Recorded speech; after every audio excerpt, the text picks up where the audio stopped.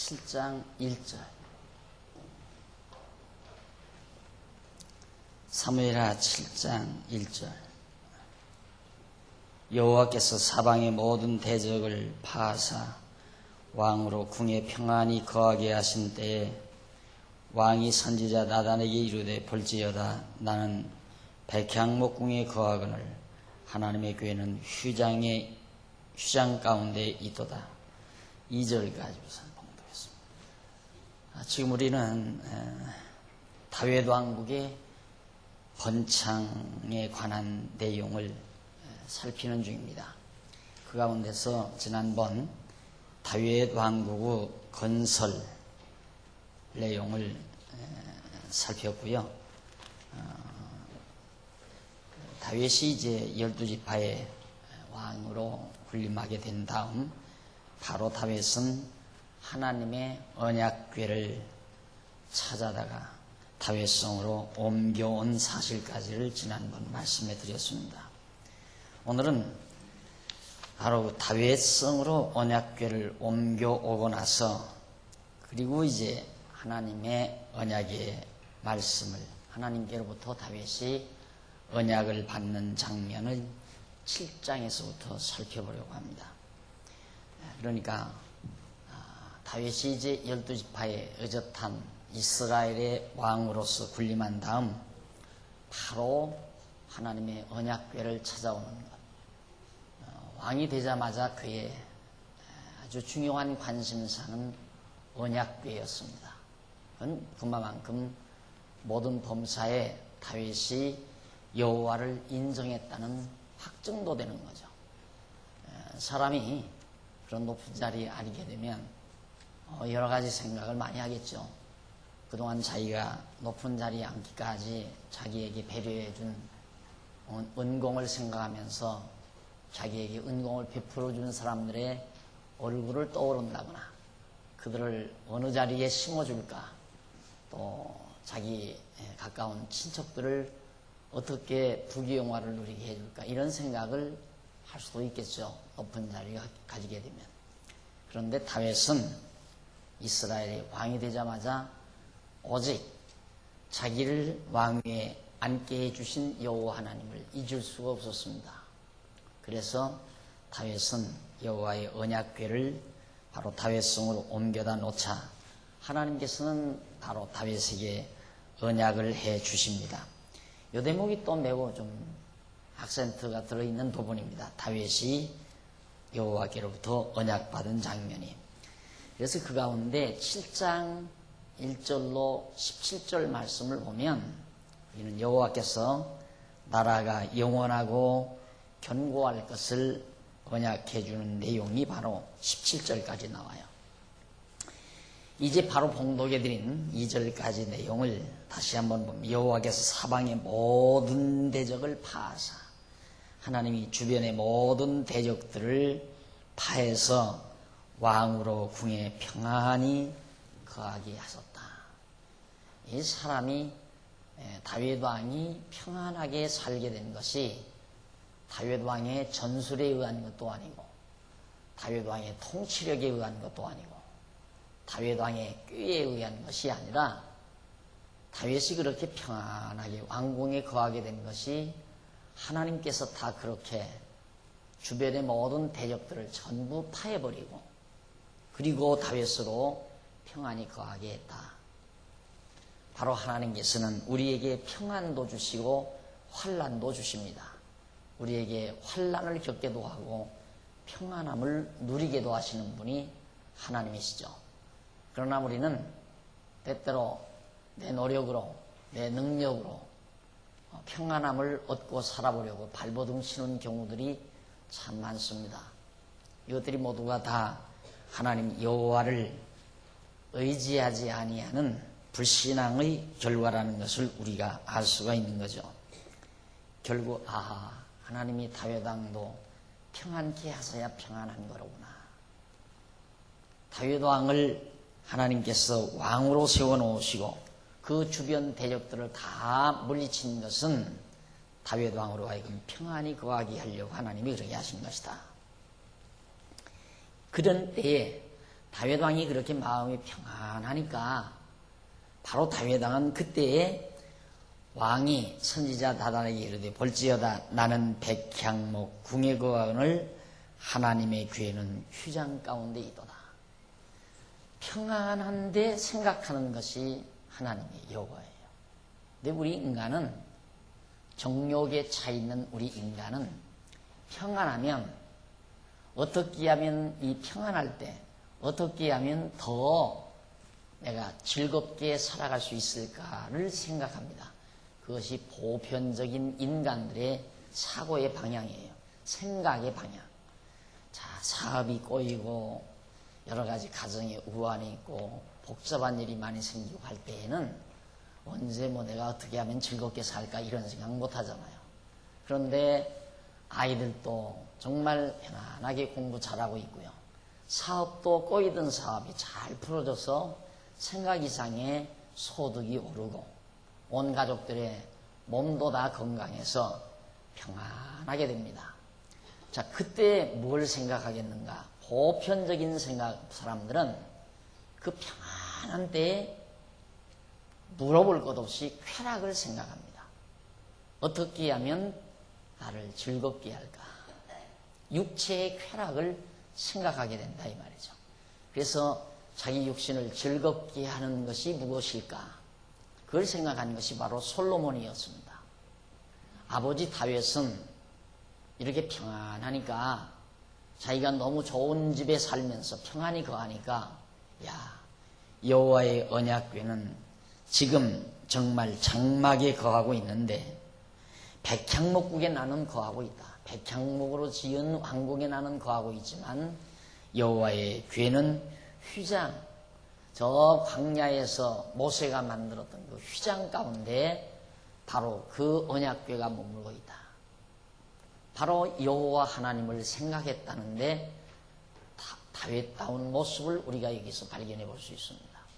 솔로몬은 그렇지 않아요. 앞으로 이제 솔로몬 배우겠지만 솔로몬은 평안하니까 연구 주제가 뭐였느냐면 어떻게 하면 나를 즐겁게 할까?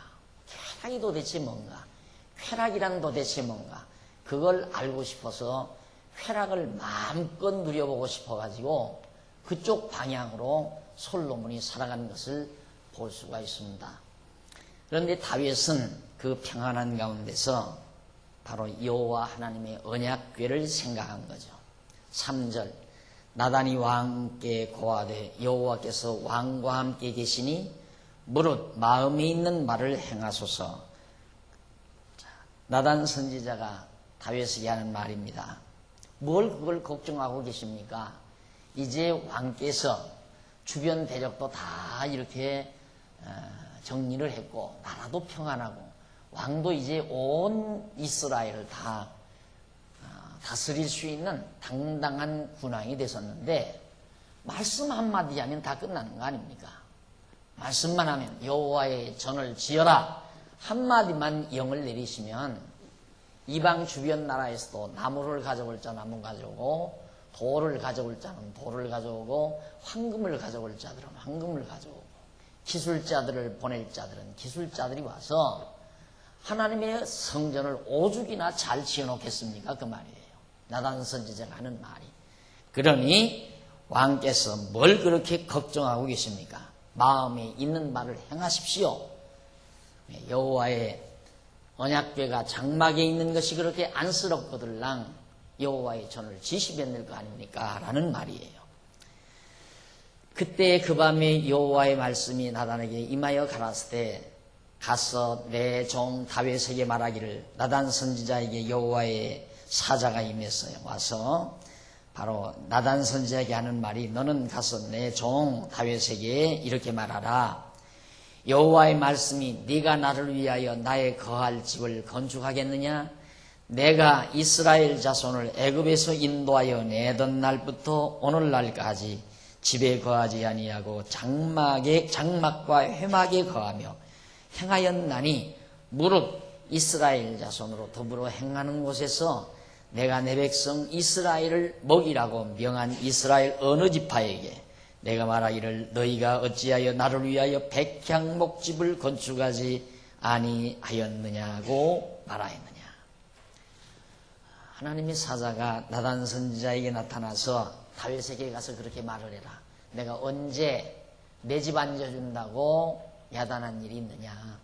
그리고 이스라엘 12지파 어느 지파에게도 내 집을 백향목으로 지어달라고 하나님이 하신 적이, 하나님 당신이 그렇게 말한 적이 없다. 이러는 거죠. 아마 이 대목의 내용은 신앙생활을 조금 오래 하셨으면 대부분 다 들으셨을 겁니다. 특히 예배당 건축을 해본 경험이 있는 분들은 귀가 닳도록 아마 이 부분 설교를 많이 들으셨을 겁니다. 다윗은 백향목궁에 거하는데 여호와의 언약궤가 장막에 거한다고 다윗은 그렇게 정말 성전을 지으려는 소원을 하나님이 가지고 있었다. 그런데도 다윗은 성전 지을 수 있는 복을 받지 못했는데 오늘 우리들은 이렇게 하나님의 거룩한 성전을 지을 수 있는 기회를 주셨는데 이 놀라운 복을 왜 안 받으시옵니까? 건축년 보내가지고 하나님의 거룩한 전을 지으십시다. 아마 이건 18번이에요. 성전 건축하는 교회에서 대부분 빼놓지 않고 반드시 성도들에게 주입시키는 내용 중에 하나입니다. 여러분들은 지금 아파트, 단독주택, 아주 아름다운 좋은 집에 거하면서 하나님의 집은 이렇게 찌그러진 곳에 하나님을 모셔놓고 복을 받을 줄 아느냐. 생각해보라고. 하나님이 복 주시겠나? 여러분들은 좋은 집에 살면서 하나님은 갖다가 찌그러진 오두막집이나 다 낡아빠진 집, 안 그러면 남의 새 집에다가 하나님을 모시면 하나님이 복 주겠느냐 그 말이에요.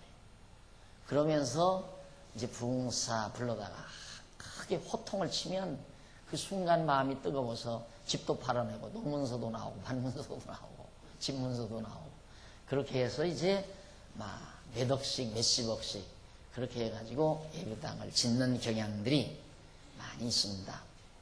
그래서 대부분 예수 믿는 사람 가운데 재벌이 안 나와요. 재벌이.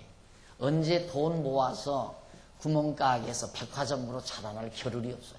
조금만 여유 있으면 다 갖다 내야 되니까 전부가 다. 이것이 한번 가만히 따져보세요. 보십시오. 예수 믿는 사람 가운데 재벌이 있나? 없어요. 한국의 재벌들은 다 불신자들이에요. 거의 다 불신자들이에요. 이 재벌이들이 어느 정도 자본이 모아져야 되잖아요. 자본이 그래도 몇백억 좀 이렇게 딱 모아지면 거기에 기반으로 해서 이제 정부 돈도 끌어다가 이제 큰 사업을 해서 재벌이 되는데 뭐 그러기 전에 다 뺏기니까 다 뺏기는 것도 건전한 곳에 되면 모르지만 쓸데없는 재단 만들어서 여기저기 산속에다가 뭐 지어놓는다 뭐 지어놓는다 하면서 그런 곳에다가 전부 소득 없는 일에 투자를 다 시켜놓고 교인들은 큰 사업을 할 수 없게 만들어 놓고 이것이 이제 사실 한국 교회의 실정들이죠. 그게 대개 이제 조금만 돈 여유가 있으면 장로가 되잖아요. 일반 교회는. 장로가 되면 뭐 다 장로님들의 재산 보고 목사는 사업 계획을 세운 거거든요. 아, 장로님 요즘 몇십억 은행에 저축돼 있고 어느 장로님은 지금 몇십억대 재산이 어디 있다는 거 다 아니까 이거 시장에 놓고 부흥사 불러다가 짜면 나온다. 이 계산이라고 합니다.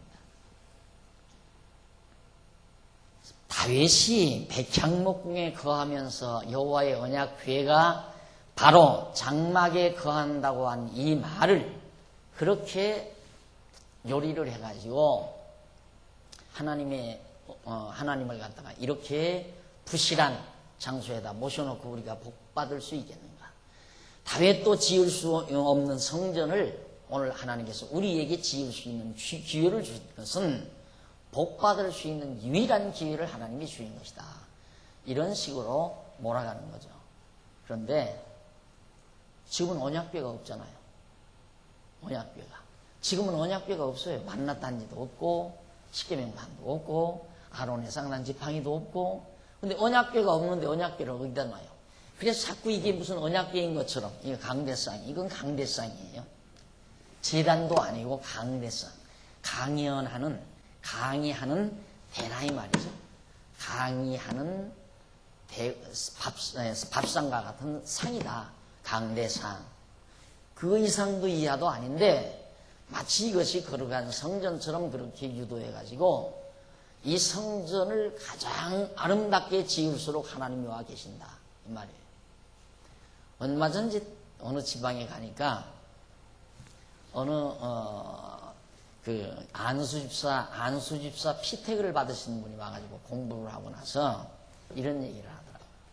저 그냥 안수집사 안 받기로 했다고. 왜 그러냐니까 목사가 설교를 하는데 이번 안수집사 안수 받으실 분들은 교회 냉장시설을 전부 이 냉방시설을 전부 맡으라고 그러더래요. 그러면서 하나님께서 이 무도 위에 냉방시설이 돼 있는 교회로 가시겠는가? 안 그러면 냉방시설이 안 돼 있는 곳으로 가시겠는가? 여러분 한번 생각해 보라고. 성령이 오셔도 서늘한 곳에 성령이 오시지 냉방시설이 되지 않은 곳에 성령이 그런 식으로 목사님이 설교를 하는데 아연질색을 해가지고 내가 이 교회 안수집사가 돼서는 안 되겠구나 싶어서 그만두기로 그렇게 작정을 하고 그 교회 안 나간다고 그러더라고요. 자, 그러니 내가 이 얘기를 왜 하느냐면 자꾸 성경이 말하고자 하는 방향대로 가르치지를 않고 그 지역적인 부분만을 딱 믿고 그걸 갖다 요리를 해요. 자기가 말하고자 하는 방향 쪽으로 요리를 해서 말을 하게 되면 그럴듯하게 들린단 말이죠. 사실 그렇잖아요. 다윗은 백향목국에 거하면서 여호와의 언약궤가 장막에 거한다는 것이 안쓰러워 성전 지으려고 했는데 하나님께서 지금 나단 선지자를 불러서 내가 언제 너희들 성전 지어달라고 그러더냐. 어느 지파에게 내가 백향목집 안 이어준다고 내가 투정한 일이 있느냐. 하나님께서 그러신다. 여러분 다윗도 짓지 못했습니다. 그런데 하나님께서 우리에게 지금 이 성전 지을 수 있는 기회를 주셨습니다. 이 복을 놓치지 마십시오. 그러면서 이제 몰고 가면 아주 그럴듯하잖아요. 그래서 예배당 크게 잘 지어놓으면 하나님이 굉장히 기뻐할 줄로 그렇게 생각하거든요. 아니에요. 예배당 잘 지면 우리가 좋아요. 우리가 쓰기가 좋죠. 우리 얼마나 쓰기 좋아요. 이렇게 지어놓으면. 하나님은 이거 크든 말든 하나님은 여기 들어오지도 못해요. 적어서. 하나님 발가락 하나도 못 들어와요. 이 안에는. 그러니까 이건 우리가 쓰기 위한 우리의 회당이죠. 우리의 회관. 그런데 내가 처음부터 그러잖아요. 이 예배당 지을 때부터 여러분 이 예배당은 우리의 공동 별장이다. 주말 별장이다. 이렇게 생각하시면 틀림이 없습니다. 주말이면 여기에 모여서 함께 친교 나누고 말씀 듣고 그리고 서로 정말 아름다운 시간들을 보낼 수 있는 그리고 우리 어린 자녀들을 신앙으로 가르치고 이렇게 할 수 있는 하나의 특이한 종교적인 기독교적인 하나의 교회로서의 주말 별장이다. 이렇게 생각하시면 틀림이 없다고 그렇게 자꾸 강조한 이유는 이게 성전 아니다라는 걸 못 박아주기 위해서 그러거든요. 그러니까 성전이라고 하는 것은 도리어 뭐냐면 오늘 우리들이 모이는 것 서로 성도가 성도끼리 엮어지는 것 그리스도 안에서 믿는 것과 하나가 돼 믿는 것과 아는 것이 하나 돼서 사랑으로 엮어지는 이것이 성전을 짓는 일이죠.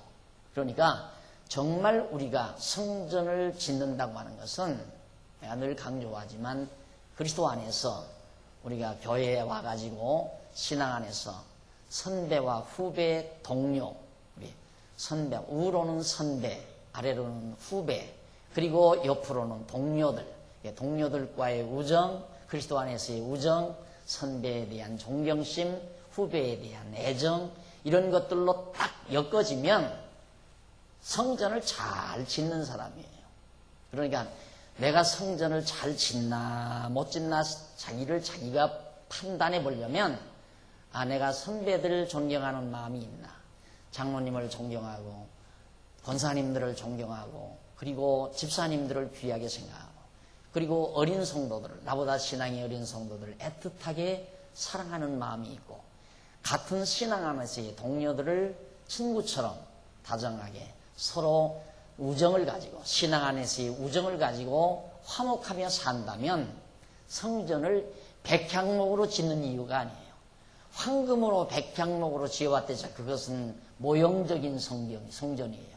보이는 모형적인 성전. 그러나 오늘 우리가 그리스도 안에서 그리스도를 머리로 해서 짓는 참 성전, 신령한 성전은 이제 제가 말씀드린 대로 선배에 대한 존경심, 후배에 대한 애정, 동료에 대한 정말 신앙 안에서의 진정한 사랑과 화목, 이것이 하나님의 거룩한 전을 지어가는 중요한 과정들이고 또 실제다 이 말이에요. 그러니까 내가 후배에 대한 사랑 없으면 아직 성전 짓는 게 아니에요. 또 선배에 대한 존경심이 없어도 성전 구체적으로 짓는 모습이 아니고 동료들에 대한, 같은 속회 동료들에 대한 사랑과 우정이 없어도 성전을 짓는 작업이 아니란 말입니다. 그래서 정말 진정한 참 복은 우리가 그리스도 안에 와서, 그리스도 안에 모여서 이렇게 신앙의 선후배 간에, 동료들 간에 서로 화목하면서 기쁨과 즐거움으로 여호와의 성호를 찬양하며 사는 삶, 그것이 가장 아름다운 성전을 구체적으로 지어가는 작업이라는 것을 여러분들이 꼭 명심하셔야 할 것입니다. 다윗은 보이는 성전도 짓지 못해서 그렇게 짓고 싶어서도 못 짓는데 오늘 우리가 만약에 그런 성전을 짓는다면 얼마나 좋겠어요. 요즘에는 개인주의라서 뭐 다 너나 할 것 없이 다 모르고 나만 아는 그런 생각을 가져나가요. 그러다 보니까 세상이 사투해져 버리는 거예요. 가장 아름다운 행복한 삶은 그저 다 주변, 선후배로, 동료로 이렇게 주변이 다 아름다워야 됩니다. 선배와의 관계가 아름답지 못해도 항상 마음이 불편해요. 후배에 대한 사랑이 없어도 내 마음에 행복이 없어요. 동료들 간에 우정이 없어도 행복이 없어요. 우리들이 이 땅에서 행복하게 사는 구체적인 실제, 원리 말고 행복하게 사는 실제에 있어서 바로 내 주변에 있는 사람들, 주변이란 선후배 관계, 동료 관계 아니에요. 선후배 관계, 동료 관계가 원만하면 행복하게 사는, 즐겁고 편안하게 사는 중요한 문제라고 합니다. 다윗도 보십시오. 벌써 하나님께서 주변에 대적부터 다 없애버리잖아요.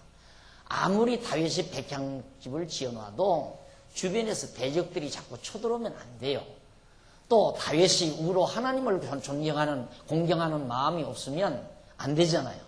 또 선배 사울에 대한 존경심도 많았어요. 비록 사울은 자기를 죽이려 했지만은 다윗은 사울을 깍듯이 선배로 대우를 했어요. 또 뿐만 아니에요. 백성들을 얼마나 다윗이 사랑합니까? 자기 백성들을. 이렇게 선후배 관계 좌우, 궁극적으로 하나님과의 관계, 이런 것들이 원만한 다윗의 모습은 견고하고 아름다운 모습이 아닐 수 없는, 우리의 삶도 그래야 돼요. 우리의 삶도 나만 잘나고 나만 똑똑하고 나만 알고 나만 높이리고 나만 성공하면 행복할 줄 알지만 다윗이 말이죠. 솔로몬이 말했잖아요. 자기 혼자 잘난 척 해봤댔자 외로운 뿐이에요. 외로운 것뿐이에요. 자기 혼자 잘난 척 해봤댔자. 실제로 사람들은 자기가 아주 잘난 사람이 안 돼 보면 잘난 사람이 되면 굉장히 행복할 거라고 생각을 해요. 천만의 말씀입니다. 왜 한때 모 대통령이 그런 말이 있었잖아요. 아유, 빨리 청와대 벗어나가서 밀짚 모자 쓰고 논두렁에 앉아서 농부들하고 막걸리 한잔 했으면 살겠다고. 네. 그게 그렇게 부럽고 먹고 싶다고 그런 얘기 한 적이 있었지 않습니까? 우리가 그렇게 혼자서 잘난 척하는 자리에 안 앉아보면 야, 그러면 내가 성공한 자로 등장하겠다 하겠지만 막상 그 자리 가면 다 멀리에요. 다 와도 무릎 다 꿇고 앉아서 누가 와서 친구해주는 사람이 없어요. 친구해주는 사람. 누가 와서 친구해주는, 결국 뭐야? 그 사람을 이용해서 덕불려고 하는 사람만 밑에 와서 아첨하게 되고 그 다음에는 나머지는 전부 욕하는 사람. 헐뚝겁이 나라. 평에 듣지 않을 때는 왕에게도 욕한다고 그러잖아요. 그러니까 자기 밑에 와서 잘하는 사람은 덕보려고 아첨하는 사람이고, 그리고 자기한테 그 나머지 사람은 잘난 척하는 거 하나 좋아하는 사람 없어요. 잘난 척할 때 그 사람 보고 야, 당신 잘났어 하고 찬양 보내는 사람 없다 이 말이에요.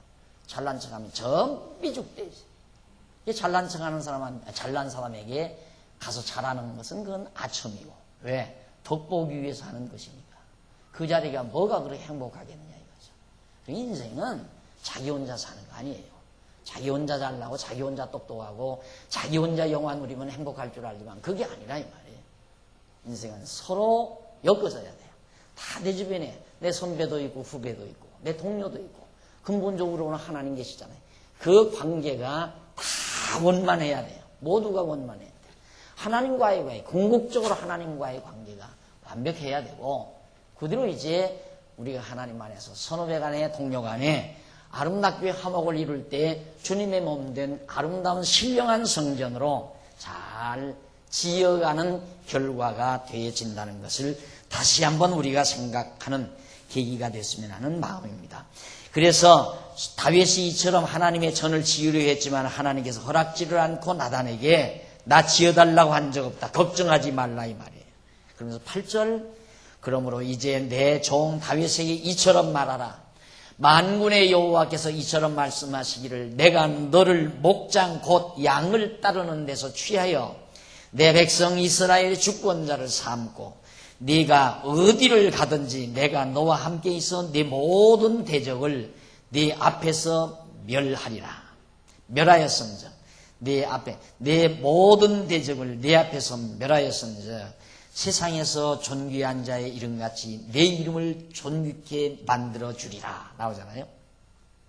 자, 이제부터 약속이에요. 그러므로 이제 내 종 다윗에게 이처럼 말하라. 뭐라고? 만군의 여호와께서 이처럼 말씀하시기를 내가 너를 목장 곧 양을 따르는 데서 그게 들판에서 양 먹이는 초동 목동, 양 먹이는 초동 목동으로 있을 때 거기에서 다윗을 취해서 내 백성 이스라엘의 주권자를 삼았다. 지금가 너희 집 왕위에 앉은 것이 내가 목동의 자리에서 너를 이스라엘의 왕의 자리에 앉게 했다. 예수님께서 제자들을 부를 때 내가 너로 하여금 고기를 낚는 어부가 되게 하리라 하던 것처럼 양을 치는 양을 다스리는 목동 다윗을 이스라엘 민족을 다스리는 통치자로 하나님께서 세워주셨다 이 말이죠. 9절 내가 어디를 가든지 여기서부터 언약이에요. 내가 어디를 가든지 내가 너와 함께 있어 네 모든 대적을 내 앞에서 멸하였은즉 세상에서 존귀한 자의 이름같이 내 이름을 존귀케 만들어 주리라. 다윗 언약입니다. 첫째, 이름을 존귀케. 그 다음 두 번째, 내 이름을 존귀케 만들어주리라. 10번째 10절 내가 또 내 백성 이스라엘을 위하여 한 곳을 정하여 저희를 심고 저희로 자기 곳에 거하여 다시 옮기지 않게 하며 악한 유로 전과 같이 저희를 해하지 못하게 하여 전에 내가 사사를 명하여 내 백성 이스라엘을 다스리는 때와 같지 않게 하고 너를 모든 대적에게서 벗어나 평안케 하리라.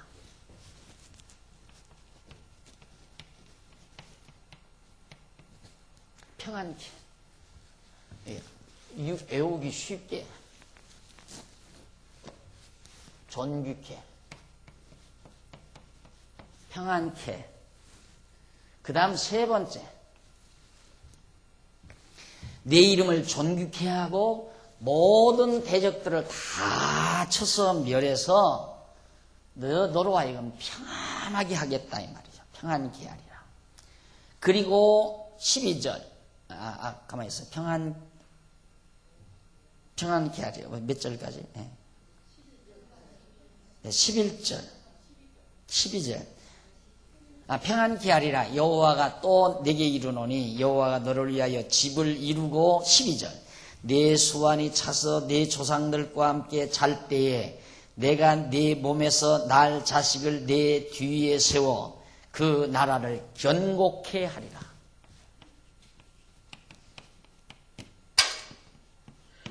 요 세 가지 언약이에요. 다윗에게.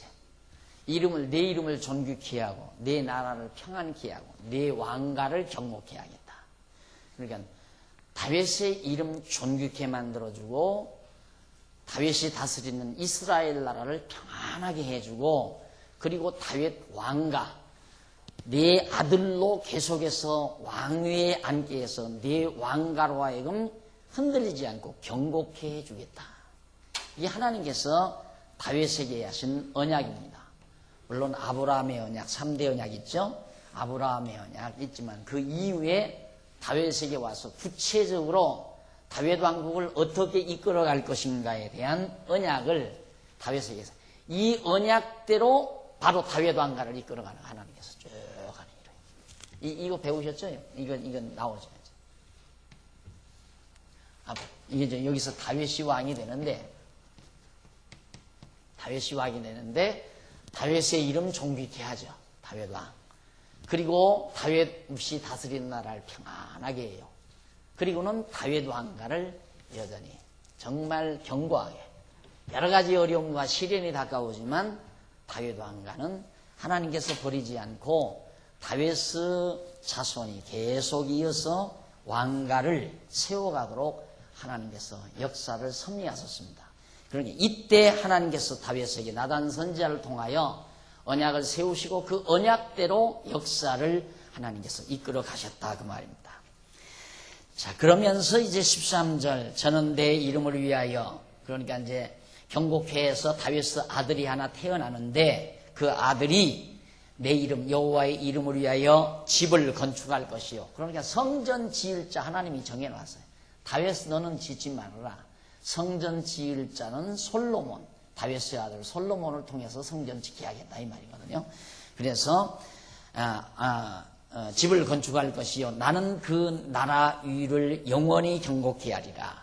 나는 그 아비가 되고 그는 내 아들이 되리니 저가 만일 죄를 범하면 내가 사람 막대기와 인생 채찍으로 징계하려니와 내가 네 앞에서 패한 사울에게서 내 은총을 빼앗은 것 같이 그에게서는 빼앗지 아니하리라. 자, 여기서 그러죠. 솔로몬, 이게 이제 솔로몬인데, 솔로몬이 성전 지을 거다 이거예요. 그런데 성전이 죄를 지어도, 범죄를 해도 사람 막대기나 사람 채찍으로는 내가 때리지만 하나님이 직접 손 안 대겠다 이 말이에요. 하나님이 직접 손을 안 댄다는 말은 다윗 이전에 사울이 범죄했을 때 사울 왕가에서 사울 왕가를 멸망시켜버리고 다윗 왕가를 일으켰잖아요. 그러듯이 솔로몬이 죄를 졌다고 해서 솔로몬 왕가가, 다윗 왕가가 망해버리고 다른 집안을 세워서 왕가 세우지 않겠다. 솔로몬이 죄를 져도 하나님 불공평하잖아요. 사울은 죄 졌다고 해서 멸망시키고 다윗을 일으켜놓고 왜 솔로몬은 죄 져도 하나님께서 멸망 안 시키고 왕가를 견고히 해주겠다고 그러는가? 하나님 마음이라니까요. 그게 원래 저 위에 올라가서 유다지파를 통해서 하나님이 언약했잖아요. 유다지파를 통해서 네 지파에서 왕이 영원히 나온다. 그래서 유다지파 다윗이 왕이 됐지만은 사울은 유다지파가 아니고 베냐민 지파였죠. 그러니까 망한 거예요. 그러니까 죄를 지면 망하고 죄 안 지면 안 망한다. 이 인과응보 원리가 절대 적용이 안 돼요. 하나님의 섭리 속에. 그럼 죄 졌으면 솔로몬도 망해야 되잖아요.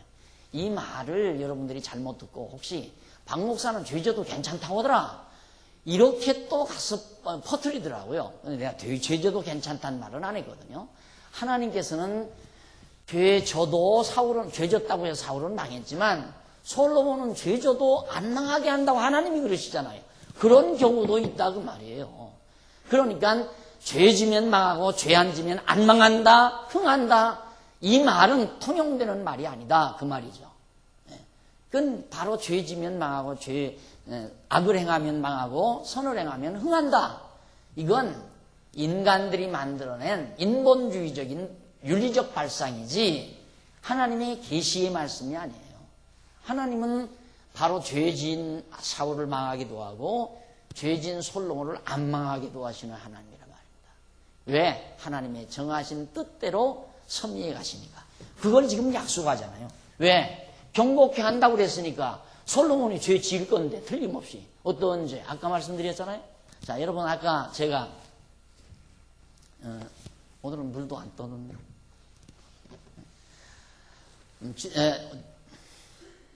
아까 제가 다윗이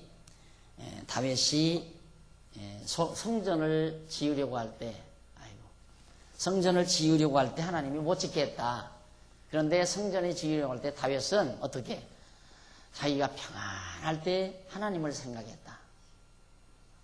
그러면 이 하나님을 생각했다. 여호와의 이름을 생각하고 여호와를 생각했다. 그런데 솔로몬은 자기가 평안하니까 어떻게 하면 나를 기쁘게 할 거를 생각했다.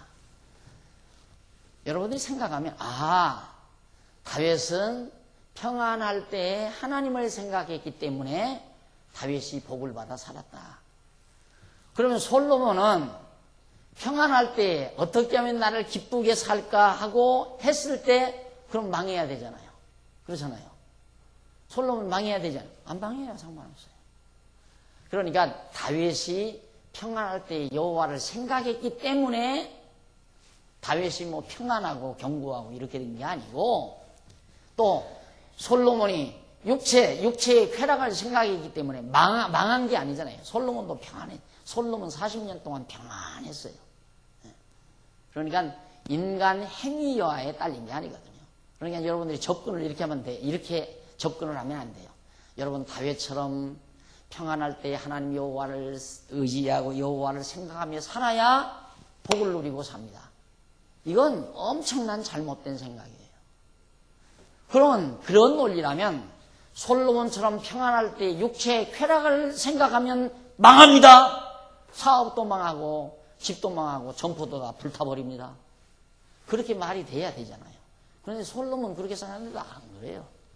다만 솔로몬이 그렇게 살아보고 나서 쾌락이란 아무것도 아니더라. 그가 경험을 통해서 확실한 진리를, 지혜를 우리에게 전해준 거죠.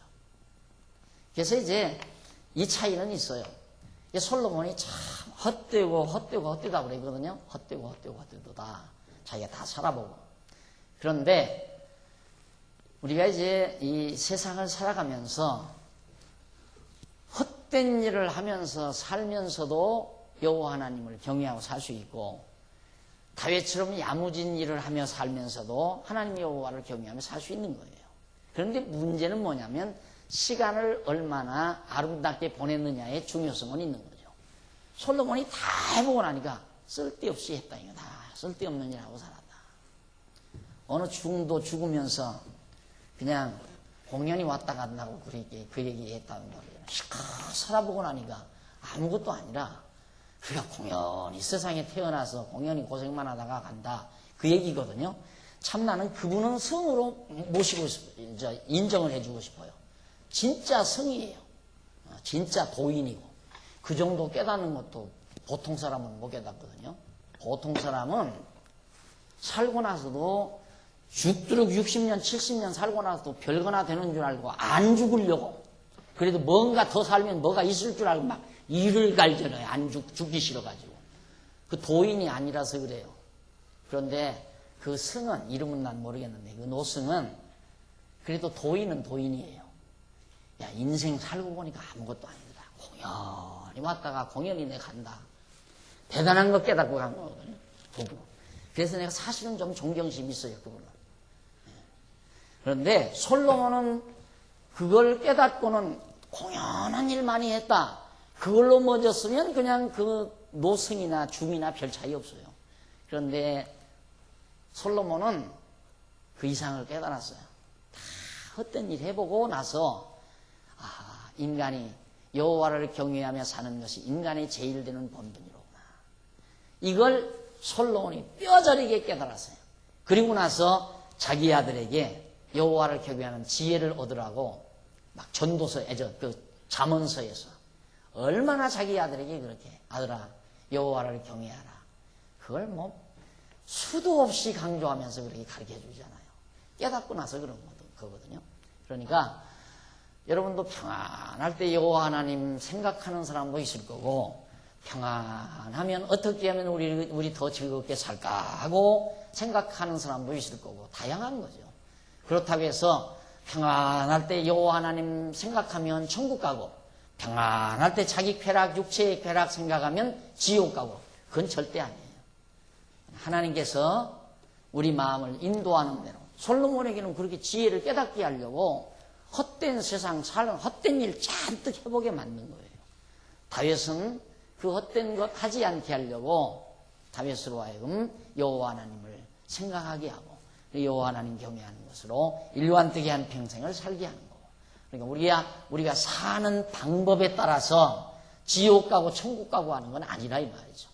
하나님께서 정하신 뜻에 따라서 이미 다윗에게 네 왕가가 견고케 하리라 했으니까 솔로몬이 죄를 져도 망하면 하나님의 언약이 거짓말 아니에요. 거짓된 거 아닙니까?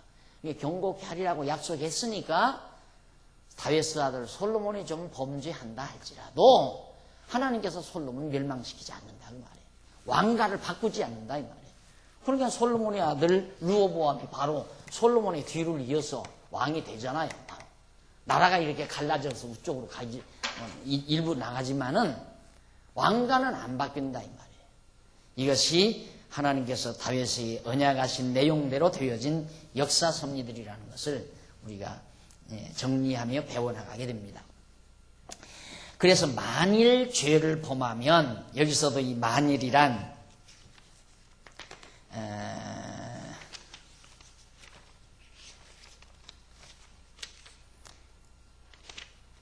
만일이란 말이 여기서 취급을 안 했는데 솔로몬은 만일이 아니에요. 솔로몬은 죄를 범하게 돼 있어요. 죄를 짓게 돼 있어요. 솔로몬은. 그래서 우리 말에 이 만일이란 말도 이것도 가정법이 아니라 확정적인 얘기예요. 솔로몬은 앞으로 죄를 범해도 내가 사람 막대기와 인생 채찍으로 징계하려니와 내가 네 앞에서 패한 사울에게서 내 은총을 빼앗은 것 같이 그에게서 빼앗지 아니하리라. 몇 절입니까 이게 지금 10 만일 14 아니 몇 절이에요? 네 14절. 나의 아버지가 그 아들이 되고 내가 앞에서 빼앗은 좀 만일이 14절. 앞에 뒤에 가서 한번 1959페이지 조금 한번 보십시다. 1959페이지 잠깐 정리만 했네요. 거기 보면 13절로 17절 나오죠. 중간쯤에 여호와께서 나단 선지자를 통하여 다윗 왕 후대에 이루어 주실 세 가지 언약을 하여 주시는 것이다. 여호와께서는 이스라엘을 쪼아 세우신 언약에 따라 다윗 왕국을 형통하게 하여 주실 것을 나단 선지자를 통하여 다윗에게 언약하여 주셨다. 첫째는 저는 내 이름을 위하여 집을 건축할 것이요. 솔로몬이 첫째는 내 이름을 위하여 여호와 이름을 위하여 솔로몬이 집을 건축하고, 둘째는 그 밑에 바로 둘째는 나는 그 아비가 되고 그는 내 아들이 되고, 그 다음 셋째는 중간 밑에서 여섯째 줄 중간에 보면 셋째, 내 집과 내 나라가 내 앞에서 영원히 보존되고 내 위가 영원히 견고하리라고 언약했었다. 이를 요약하면 첫째는 성전을 짓게 해서 나라의 위를 견고케 해주신다는 것, 둘째는 왕위를 빼앗지 아니하신다는 것, 셋째는 다윗 왕가의 위가 영원히 견고하여 주신다는 것. 이와 같은 여호와의 언약의 말씀은 그대로 다윗 왕의 후대에 모두 이루어졌다. 이상과 같은 언약은 여호와께서 다윗에게 은혜로 세우신 언약이다. 그 만일에 관한 문제가 정리를 미처 못했는데, 바로 그 만일이라는 것도 혹시 솔로몬이 죄를 지을지 모르지만 지으면 내가 사람의 막대기와 인생의 채찍으로 다스리겠다, 그 말이 아니고, 솔로몬이 죄 짓는데 저도 절대 내가 직접 때리지 않는다. 하나님이 직접 때리는 건 완전히 왕가를 바꾸는 거니까 사람 막대기와 인생의 채찍으로 솔로몬을 징계하겠다라는 얘기입니다. 그러니까 그게 이제 결국은 뭘로 나타납니까? 마지막에 여기서 이제 르호보암이, 솔로몬의 신복인 여로보암이 솔로몬을 배반하고 백성들을 데리고 북쪽에 가서 나라를 다시 세우는 인생의 채찍이요, 인생의 막대기입니다. 왕가를 바꿔버리는 것은 그건 하나님의 채찍이지만, 그래서 결국 솔로몬은 범죄함으로 하나님께서 완전히 버리시는 것이 아니고 결국 채찍을 통해서 깨닫게 하시는 그런 결과를 가져오게 되는 겁니다. 이 결국 진노, 보응은, 죄에 대한 보응은 하나님으로부터 직접 오는 거고, 채찍은 인생을 통해서 주어지는 거고, 이게 채찍과 징계가 다르죠. 죄에 대한 보응과 그 다음 사랑의 채찍은 달라요. 사랑의 채찍은 인간을 통해서 주어지는 거고, 죄에 대한 죄에 대한 형벌은 하나님이 직접 손을 대시는 것. 이렇게 해서 그건 죄의 대가로 주어지는 거거든요. 자, 그 다음 이제 한번 보십시다. 자, 이렇게 해서 결국 하나님께서 모든 말씀을 나단 선지자를 통해서 다윗에게 허락을 하셨습니다. 1960페이지 밑에 보면은 7장 18절로 19절 나옵니다. 29절, 18절로부터 29절. 여호와의 언약을 받은 다윗이 여호와께 기도를 드립니다. 그러면 다윗에게 언약한 거 세 가지하고 솔로몬에게 언약한 거 세 가지. 앞으로 솔로몬. 이게 첫째 성전. 그 다음 두 번째 뭐죠? 다윗에게.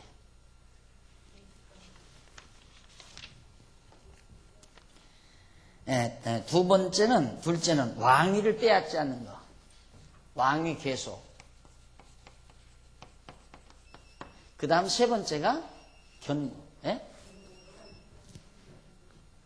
세 번째가 왕과 위가 영원히 견고해요. 응? 아니지. 두 번째는 왕위를 빼앗지 아니하신다는 것. 셋째는 다윗 왕과 위가 영원히 계속된다는 것.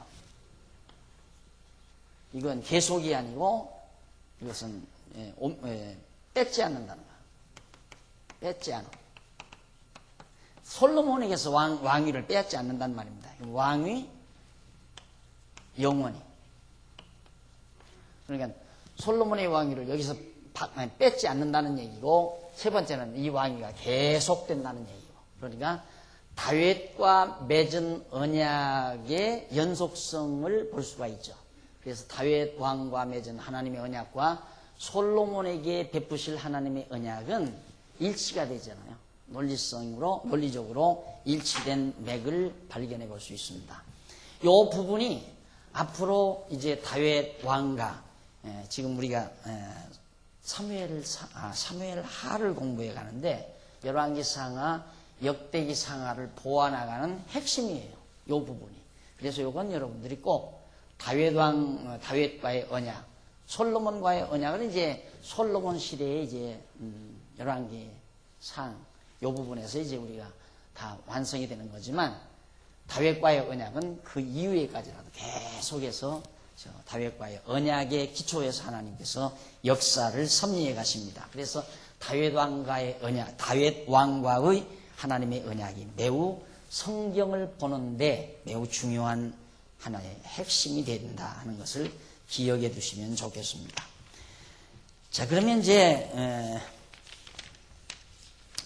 거기 18절로부터 이제 보면은 다윗 왕이 여호와 앞에 들어가 앉아서 가로되 주 여호와여 나는 누구오며 내 집은 무엇이고 한데 나로 이에 이르게 하셨나이까. 다윗 왕이 너무 황공했습니다. 하나님께서 자기에게 베푸신 그 언약의 말씀을 듣고 너무너무 황공해서 여호와여 나는 누구오며 내가 뭐기에, 나 같은 존재가 뭐기에, 또 그리고 내 집, 이 다윗의 집안이 무슨 집안이기에 나로 이에 이르게 하셨나이까. 나로 하여금 이렇게 엄청난 하나님의 은총의 대상이 되게 하셨나이까. 그냥 유다 지파 중에 한 가문 아니에요? 이세의 집 가문이라는 것이 그냥 유다 지파 중에 평범한 그냥 가문이에요. 하나님께서 특별히 그 유다 지파를 특별히 만드셨거나 그들에게 어떤 특별한 배려를 했거나 그게 아니에요. 그냥 평범한 12지파 중에 한 지파, 그 한 지파 유다 지파 중에 평범한 한 가문, 이세의 가문을 하나님이 선택했고, 그 이세의 가문 중에서도 하필이면 제일 못난이 다윗을 선택해서 이스라엘의 왕을 삼았다는 그것이 다윗은 너무너무도 황공했던 겁니다. 그래서 주 여호와여 주께서 이것을 오히려 적게 여기시고 또 종의 집에 영구히 이를 일을 말씀하실 뿐 아니라 주 여호와여 인간의 규례대로 하셨나이다. 주 여호와는 종을 아시오니 다윗이 다시 주께 무슨 말씀을 하오리까. 다윗은 자기가 너무 초라하고 못난 사실을 알고 있었습니다. 사람은 그게 굉장히 중요한 거거든요. 스스로 자기를 높이며 산다는 것처럼 불행한 게 없습니다. 스스로 자기를 높이며 산다. 왜 그러냐면 스스로 자기를 높이는 사람은 늘 불만에 차 있어요. 왜 불만에 차 있느냐면 내가 이렇게 잘났는데 왜 주변 사람들이 나를 그렇게 안 알아주는가. 저 인간도 나를 우습게 알고 저 인간도 나를 그대로 대우를 안 해주고 전부가 다 불만의 대상이에요. 자기가 잘난 줄 알고 사는 사람은. 그런데 자기가 잘났다고 생각하지 않고 사는 사람은 모두가 감사해요. 누가 예를 들어서 전철을 탔는데 자리만 비켜줘도 참 누구 집 자식인지 참 잘 길렀다. 너 참 고맙다. 너무너무 고마우니까 어떻게 내렸는데 같이 내린다 이 말이에요. 그러니까 가게에 가서 하다못해 뭡니까? 하드 하드라도 하나 사서 손에 들려주고 싶은 그런 따뜻한 마음이 생기잖아요. 그런데 에이 놈 이래 봐도 장관 출신이다 이놈. 그런데 저 자리 비킨다. 그러면 그렇지 이놈. 어디라고 자리를 안 비켜. 자리 비키는 게 당연한 거고 안 비키면 열받고 사람이 그렇게 돼 있어요. 그러니까 불만 많은 사람은 심리적으로 자기가 굉장히 잘났다고 스스로 자처하며 사는 사람이라고 합니다. 하나님의 은혜에도 마찬가지예요. 하나님께서 똑같은 은혜를 베풀어도 은혜의 감동이 큰 사람은 그만큼 겸손한 사람이에요. 은혜의 감동이 적은 사람은 상당히 자만에 빠진 사람이고. 가끔 저는 그런 생각을 하거든요.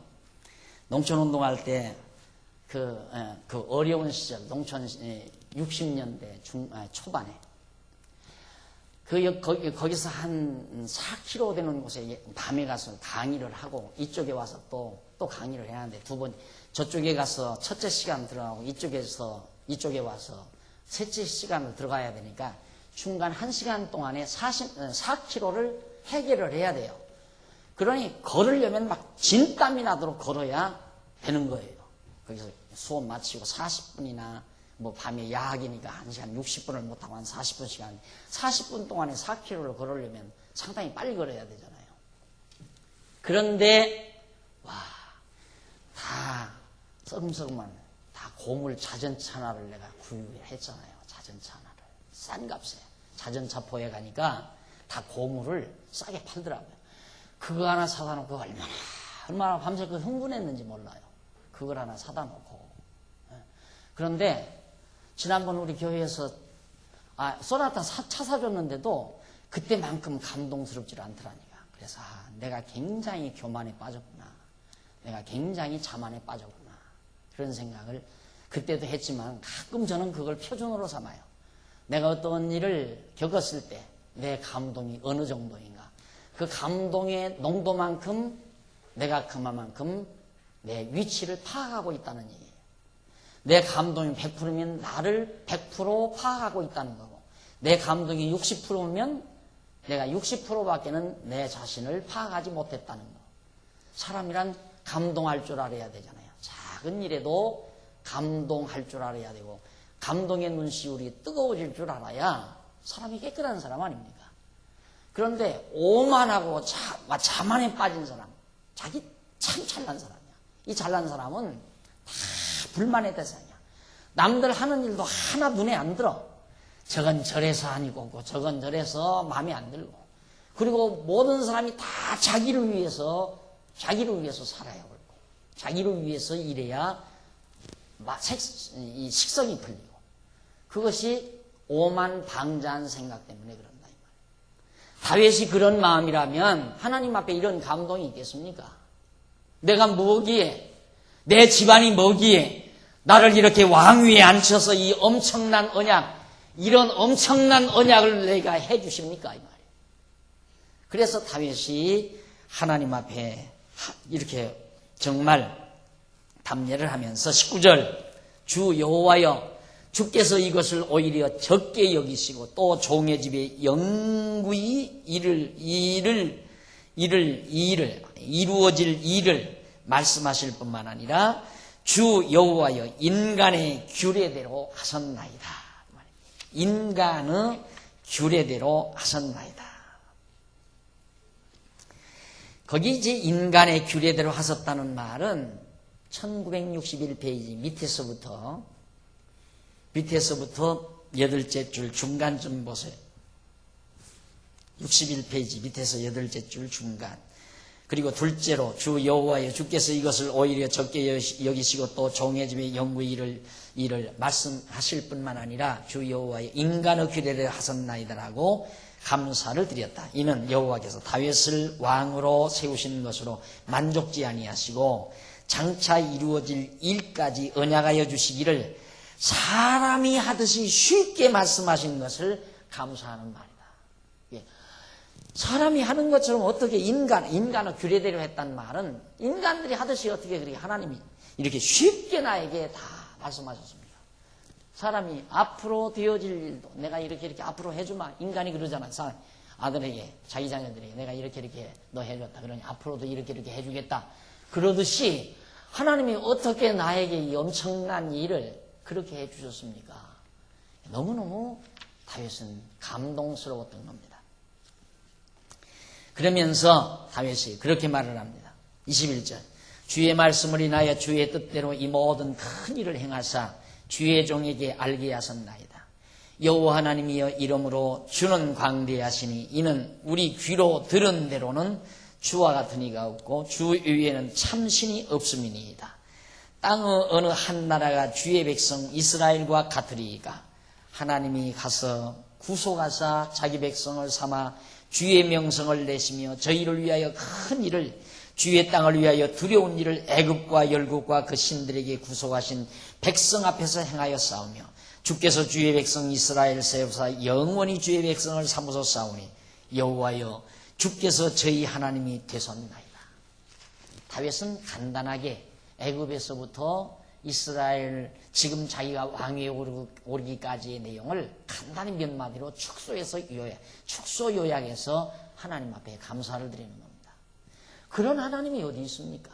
저 이방 땅에서 친히 하나님과 같이 이렇게 가서 자기 백성을 끌어내가지고 이렇게 언약의 땅에 갖다 심어서 주변 모든 대적들 다 쳐버리고 그리고 나 같은 이 미련한 것을 세워서 왕으로 세워서 당신의 백성 삼으셨습니다. 이런 신이 세상에 어디 있습니까? 이 말이에요.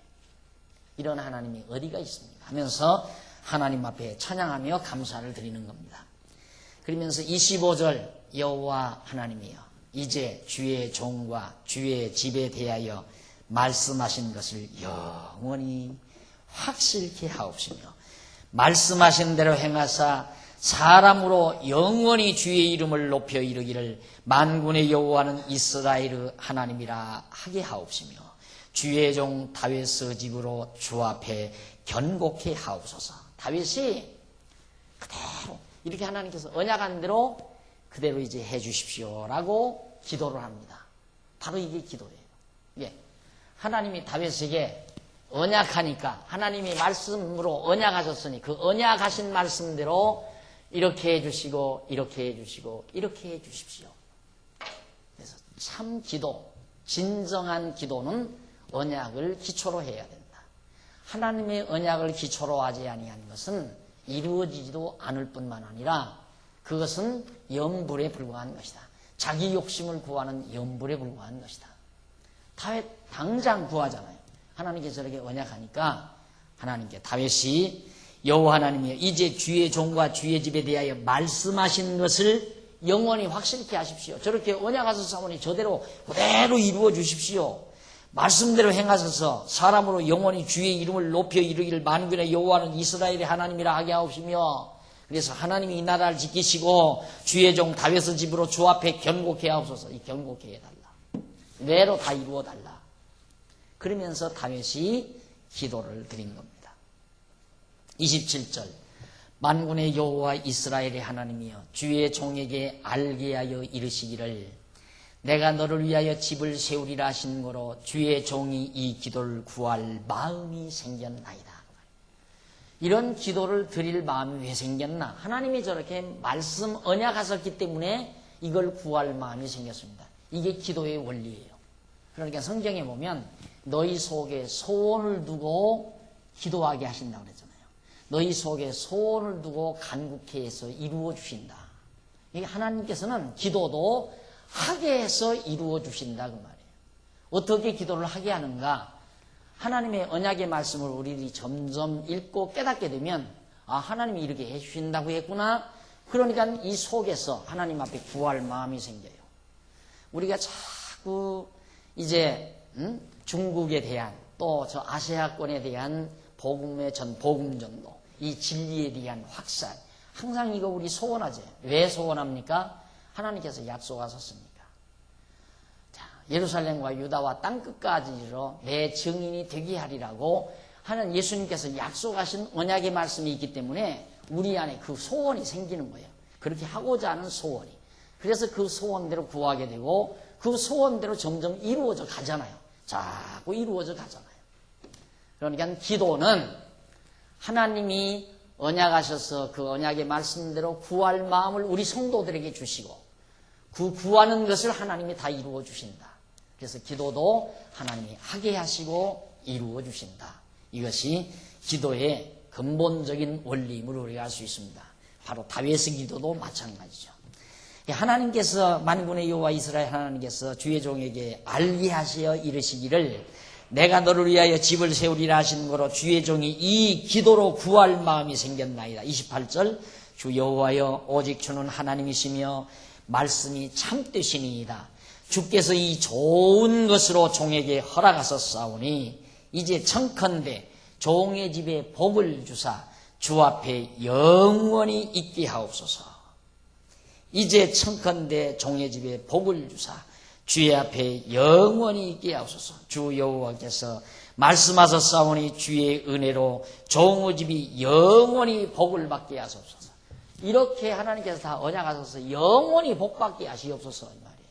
그냥 단순히 인간적인 욕심으로 다윗이 그렇게 구한 게 아니라 하나님이 언약하셨사오니 언약대로 이 종의 집에 영원히 복이 있게 해달라고 그렇게 기도를 드린 것이다 라는 얘기입니다.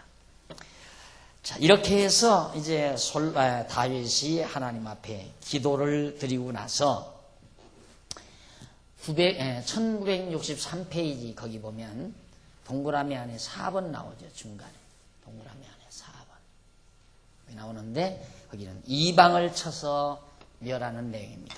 우리 차 한 잔 들고 여기부터 우리 정리하십시오.